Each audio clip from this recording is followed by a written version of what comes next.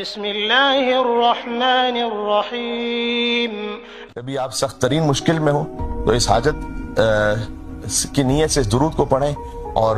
واقعی ایک سیر اعظم ہے، کبریت احمر ہے یہ درود۔ میں آپ کی خدمت میں پڑھ رہا ہوں، آپ بعد میں اس کو ریکارڈنگ میں دیکھ سکتے ہیں۔ حدیث قصہ ہی کی طرح ہے، ایک لفظ کے اضافے کے ساتھ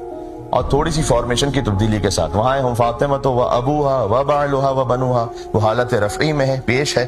یہاں حالت جری میں ہے۔ اللہم صلی علی فاطمہ و ابیہا زیر کے ساتھ ہے، اللہم صلی علی فاطمہ و ابیہا و بعلہا و بنیہا والسر المستودع فیہا بعدد ما احاط بہ علمک۔ اس کا ترجمہ یہ ہے کہ پروردگار تو درود نازل فرما بی بی فاطمہ الزہرا سلام اللہ علیہا پر، اور ان کے بابا پر، اور ان کے شوہر پر، اور ان کی اولاد پر،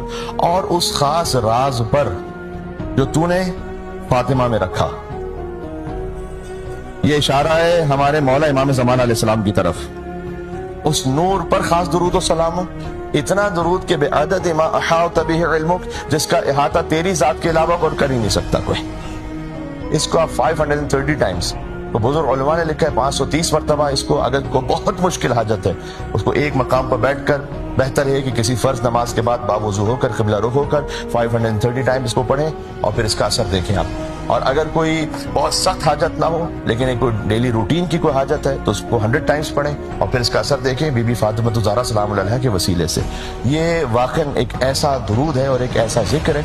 خود اسی سے شبیہ آیت اللہ مرشی نجفی نماز کی قنوت میں پڑھا کرتے تھے، اور وہ اس انداز سے پڑھتے تھے کہ اللہم انی اسألک، پروردگار میں تجھ سے سوال کر رہا ہوں، بحق فاطمہ و ابیہا و بعلہا و بنیہا والسر المستودع فیہا، کہ بی بی کے وسیلے سے، اور ان کے بابا، اور ان کے شوہر، ان کی اولاد کے وسیلے سے، اور اس راز کے وسیلے سے، یعنی امام زمان علیہ السلام کے وسیلے سے جو تو نے حضرت سیدہ میں رکھا، ان کا نور،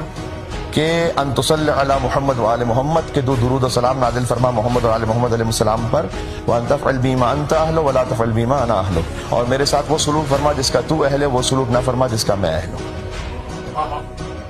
یہ آیت اللہ مرشی نجفی کا نماز کے قنوت کا ڈیلی کا وظیفہ تھا۔